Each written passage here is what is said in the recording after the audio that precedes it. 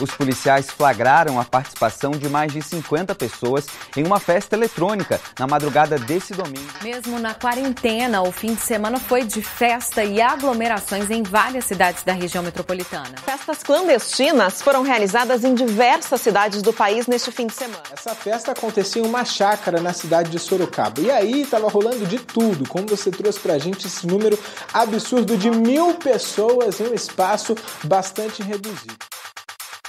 As recomendações sanitárias para evitar que o novo coronavírus se prolifere são simples, ainda que amargas. A principal delas, evitar estar em contato com outras pessoas, além daquilo que é estritamente necessário. Sair para trabalhar, caso você não tenha a possibilidade de fazer home office, ir ao supermercado, à farmácia, ir ao banco ou algum comércio, caso você não tenha acesso a opções virtuais para resolver questões que precisem ser solucionadas nesses ambientes. Assim funciona uma quarentena em um estágio além do inicial, pelo menos de acordo com as regras aplicadas aqui no estado. Eu disse que as recomendações são simples, e são mesmo quando colocadas no papel. Mas e quando esse modelo se transformou na sua nova rotina há mais de 100 dias? Aí eu já não chamo mais de simples, ainda que necessária. Mesmo com indas e vindas, abre comércio, fecha comércio, o isolamento social não deixou de sair da ordem do dia. Só que quanto mais o tempo passa, menor é o cumprimento. É só colocar a cabeça para fora da janela aí, que não é difícil de perceber. E porque, afinal de contas, o hashtag Fique em Casa permanece com esse status de intocável. Será que não dá para receber alguns amigos em casa ou ir até a casa deles, almoçar junto com os pais no fim de semana, um churrasco? Ainda mais com comércio de porta aberta, sem contar os serviços que estão funcionando de porta fechada? Eu sou o Bruno Moreira e o episódio 36 do Além da Capa tenta dar essas respostas.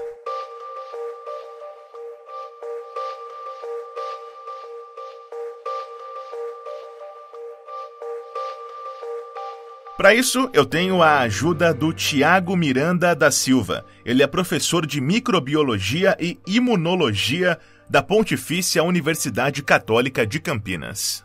A gente está vivendo uma situação ainda que a gente considera fora de controle, né? A gente não tem um controle do número de casos. Então, o vírus, ele continua circulando, principalmente na nossa região, de uma forma muito intensa. Então, a chance da gente expor outras pessoas mais vulneráveis ainda é muito grande. A gente não sabe se a gente está carregando o vírus, a gente não sabe se a gente está com um paciente sem sintomas, mas transmitindo para outras pessoas. Então a gente pode estar naquela fase que chama pré-sintomática, né, ainda sem desenvolver sintomas. Quando a gente vai visitar as pessoas que a gente chama que podem ser vulneráveis ao vírus, a gente mesmo sem saber está expondo elas a esse risco. Então, ainda nesse momento, a gente só vai considerar uma segurança maior de visitar pais, namorado, namorada e quem estiver longe, os amigos, quando a gente tiver uma segurança, uma diminuição do número de casos. E a gente não está vivendo isso, a gente está vendo um número absurdo de casos acontecendo, o vírus ele continua circulando de forma absurda. Então o que a gente tem que fazer? O que os especialistas falam de uma maneira geral? Pessoas que são suscetíveis, como as pessoas idosas principalmente, é um risco muito grande a gente ainda fazer essas visitas presenciais. A gente pode entrar em contato com o vírus na rua e sem querer passar para essas pessoas. Como professor, o que eu mais tenho notado é a necessidade de interagir com os estudantes apesar da distância física. Preciso saber como eles estão, preciso ouvir sobre a saúde deles, se eles estão compreendendo o que eu falo. E mais do que nunca tentar fazê-los participar, pois essa distância física é muito mais cruel do que eu imaginava. E como professora de biologia, nunca achei que fosse tão importante meu componente curricular. Saber sobre curvas epidêmicas, sobre a estrutura dos vírus, DNA, tudo que parecia tão distante dos alunos, agora está ali, na mídia, no jornal. Uma das principais mudanças foi trabalhar de casa, né? Eu nunca tinha produzido reportagens trabalhando em casa e isso foi um desafio, me adaptar a isso. Outra questão é que eu pratico yoga e eu não queria deixar, abandonar a prática e eu estou fazendo aulas online, a professora bolou um esquema bem legal que está funcionando na medida aí do possível para a gente não abandonar. E claro, principalmente deixar de ver as pessoas são importantes pra gente. Tem pessoas que eu não vejo há meses e isso é bem difícil. Acho que é a parte mais complicada de tudo. Eu fiquei de isolamento um tempo em Minas Gerais e eu via que alguns vizinhos adotaram algumas estratégias interessantes. A gente tem que avaliar quais seriam as medidas que a gente pode adotar. Por exemplo, tem uma senhora vizinha minha que tinha quase mais de 90 anos e os parentes não deixavam de visitá-la, mas eles ficavam na rua. Ela ficava na sacada ou na janela e eles na rua, não deixavam de visitar. A gente ainda está vivendo um momento complicado. Quando você vai pensar em furar a quarentena, eu vou ver minha namorada só uma vez, acho que não vai ter problema. Você tem que pensar nas consequências, porque você tem uma rede de contatos quando você está voltando ao trabalho, porque a gente está voltando à flexibilização, que não era a hora ainda de acontecer, porque a gente está com o vírus circulando muito. Você expõe essa pessoa pode se tornar sintomática e os contatos dela vão ser expostos por pequenas oportunidades, pequenos movimentos que aquela pessoa vai dar. Quando vai coçar a máscara, quando vai tirar para comer, esquece de passar o álcool gel naquele momento. Então, é o que eu sempre falo, os vírus, os micro-organismos, eles se aproveitam de oportunidades. E, por enquanto, a gente ainda está numa situação em que a gente está dando muita oportunidade para esse vírus. A vida nessa quarentena, ela mudou muito. Mal eu consigo pagar as contas. Eu tenho um bar e, não podendo trabalhar, o faturamento caiu em 90%. Tivemos que suspender o contrato de funcionários e, mesmo optando pelo delivery e retirada, não há como pagar os salários, as contas e o aluguel. As decisões eu tomo dia a dia, porque não tem como prever o que acontecerá. É importante que as pessoas consumam produtos de comércios locais para ajudar a prosperar os comércios da cidade onde moram. Com o delivery estamos tomando os devidos cuidados. Eu estou torcendo para poder abrir o bar, mesmo reduzindo a capacidade de pessoas dentro do estabelecimento. Caso contrário, eu corro o risco de fechar. A quarentena alterou a minha visita aos meus familiares, né? Respeitando o isolamento social, que foi determinado pelas autoridades. Mas em relação ao trabalho, eu continuo trabalhando normalmente, porque a minha função foi enquadrada como serviço essencial, respeitando, claro, as medidas sanitárias, né, de proteção, com máscara, álcool gel e sem contato físico. Como que eu poderia ter essa segurança de falar que eu posso visitar os meus pais? A única forma que eu posso ter essa segurança é fazendo o teste de PCR, que eu vou saber se eu estou com o vírus. Então, se você quer visitar os seus pais, né, eu quero, estou com saudade, já faz mais de 3 meses que eu não vejo, ele não tá bem, não adianta fazer o teste sorológico, por exemplo, né, e que você vai, mesmo que você dê positivo, a gente não sabe ainda se pode ter uma nova infecção, a gente ainda não sabe, você pode estar carregando ele na sua roupa, o vírus, e naquele momento do abraço, você está contaminando o seu parente mais velho, ou o seu parceiro. Então, é uma situação ainda muito complicada. A gente só vai ter segurança de ter essas relações pessoais quando o número de casos diminuir. Nós estamos passando. A gente não é um país como a Espanha, a Itália, a França, que são países menores e que tiveram um pico muito bem caracterizado. A gente está vendo exemplo nos Estados Unidos. Flexibilizou, o número de casos explodiu, está maior do que naquela primeira fase. E nós temos isso agora em vários estados, e é o que está acontecendo no Brasil. O Brasil é grande, tem circulação de pessoas, então se a gente está chegando num provável pico aqui no estado de São Paulo, em outros estados como Minas Gerais, o número está aumentando muito. Tem muita gente que vem de Minas, então o vírus vai continuar circulando. A única segurança que a gente vai ter de ter esses relacionamentos com mais segurança é, de fato, quando o número de casos diminuir. Então, se você quiser quebrar a quarentena, para visitar seus amigos, para fazer aqueles jantares, ou para ver o seu namorado, sua namorada, lembre que isso pode ter essas consequências e que você pode ter que pagar por isso. A minha vida não mudou muito. Recebo meus filhos em casa nos finais de semana, viajei, mas sempre tomando todos os cuidados necessários. Quando saio, evito aglomerações, uso máscara, lavo as mãos sempre com sabão, uso álcool em gel, uso Cândido no tapete de entrada e na limpeza. Quando saio, eu uso álcool em gel, eu levo, comigo. Mesmo no estado de São Paulo, que é um estado que que diagnostica mais, que faz mais testes, existe uma subnotificação muito grande. Então, o risco é muito alto. O momento seguro, de fato, de visitar os nossos pais, ainda assim tomando medidas de segurança, de fato é após a vacina. O Brasil vai produzir a vacina contra a Covid-19 desenvolvida pelo Reino Unido e que está em fase final de testes. O acordo foi anunciado neste sábado pelo Ministério da Saúde. Quando a eficácia for comprovada, o Brasil deve fabricar 100 milhões de doses para a população. Então a gente tem uma perspectiva boa de uma vacina que vai estar disponível aí no início do ano que vem, se tudo correr bem nessa fase 3 que a gente está começando agora com as vacinas de Oxford e aquela vacina da China que tem a parceria com o Instituto Butantan. O ideal, se eu pudesse falar, sim, após a vacinação, mas como é uma vacina que foi desenvolvida muito rápido, a gente ainda tem que ter um certo cuidado, porque a gente tem que ver qual é a efetividade dela em frear a doença, mas eu tenho perspectivas positivas sim, todo mundo sabe que eu sou um grande defensor de vacinas, eu acredito sim que essa vacina, sendo administrada em massa, ela vai conseguir barrar esse vírus, porque eles têm um potencial de mutação menor do que outros vírus como os da gripe. Então, o momento ideal seria de fato quando a gente tiver a vacinação, e a gente sabe que o grupo de risco vai ser o prioritário quando essa vacina sair em grande escala. Aí sim a gente vai ter uma segurança maior, mas mesmo assim, pelo menos por um espaço de tempo aí, um ano e meio, a gente vai ter que continuar tomando essas medidas de segurança, porque a gente não sabe quão eficaz essa vacina vai ser para imunizar os nossos pais, as pessoas que são mais do grupo de risco, né? Na verdade, o que mudou foram várias coisas, né? Acho que a gente pôde colocar em prática aí a solidariedade, a empatia, a compaixão com o próximo. Depois que eu vim de Manaus pelo Ministério da Saúde, acabei sendo referência para algumas pessoas, e isso faz com que a informação se prolifere de forma concreta e correta, né? A gente tem que fazer aquelas precauções padrão, né? Principalmente respiratório, e a maior dificuldade, obviamente, é trabalhar paramentado com aquela máscara, avental, capote, tudo. Você tem que pesar muito bem o que vai ser isso.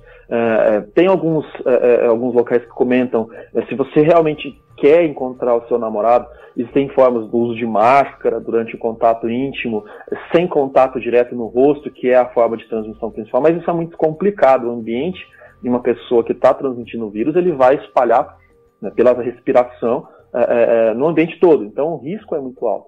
Cabe a você que está querendo encontrar com seu namorado, com sua namorada, ponderar esses riscos e saber muito bem das consequências.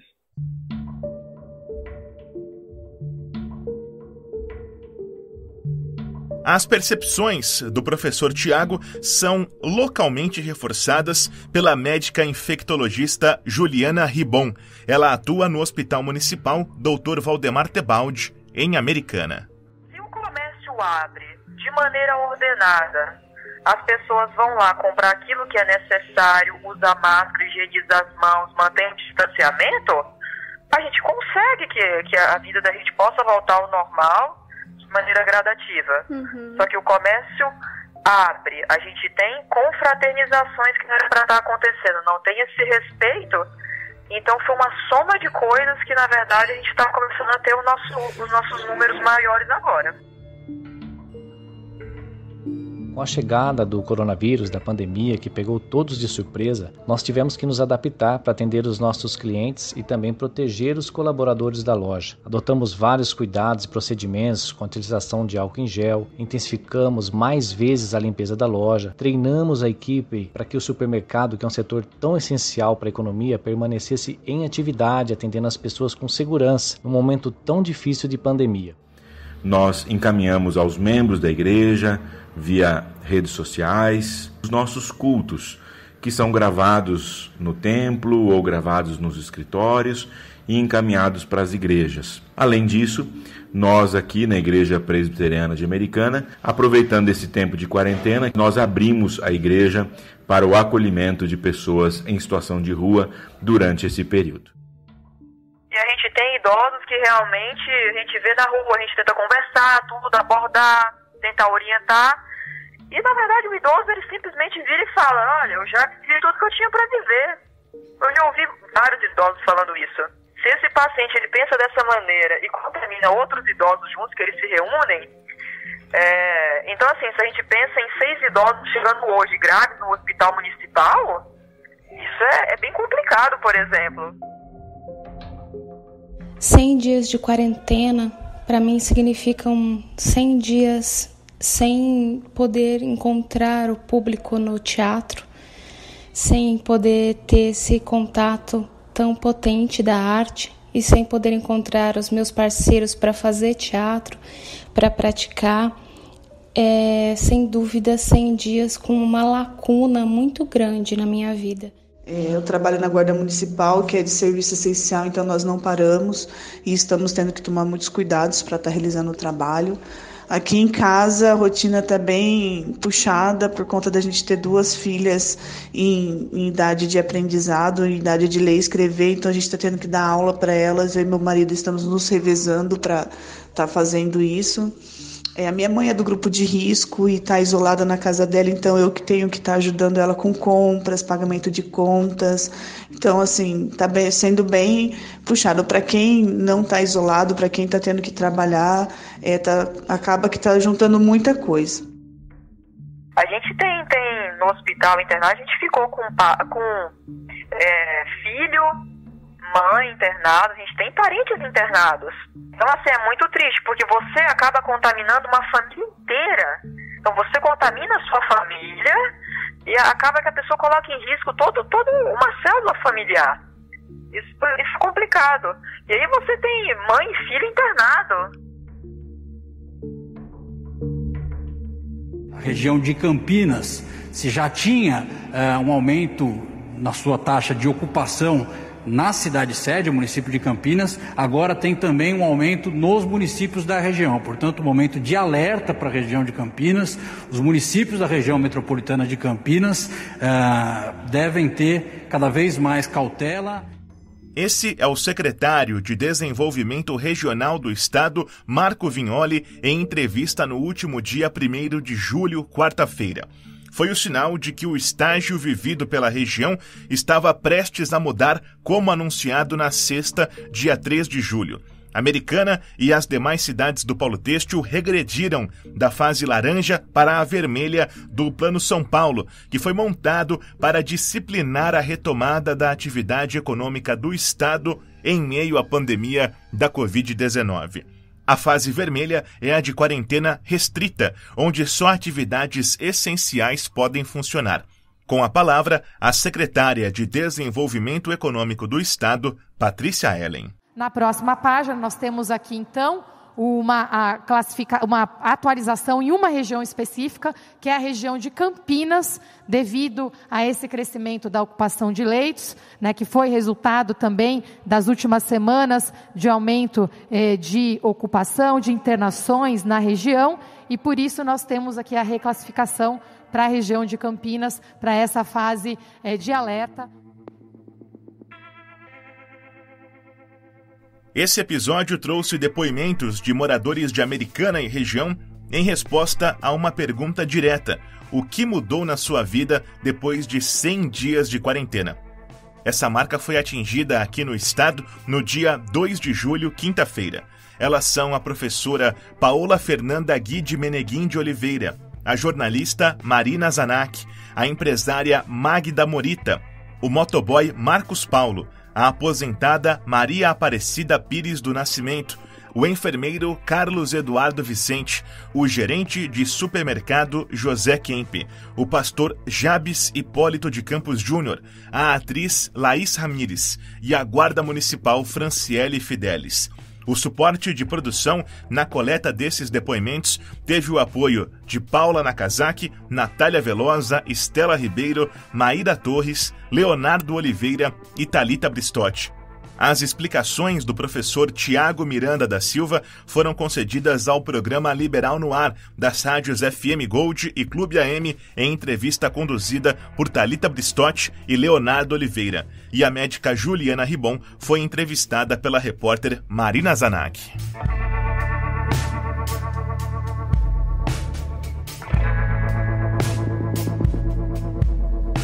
Esse foi mais um Além da Capa, o podcast do jornal O Liberal. Não deixe de seguir a gente na plataforma que você usa para não perder nenhuma edição. Nós estamos no Spotify, no Apple Podcasts, Google Podcasts, Deezer e Castbox, e também no canal do Liberal no YouTube. Se você gostou do episódio ou mesmo do formato dos nossos podcasts de uma forma geral, fica o pedido para que você compartilhe com mais uma pessoa. A gente recebe comentários pelo e-mail podcasts@liberal.com.br ou nas redes sociais do Liberal.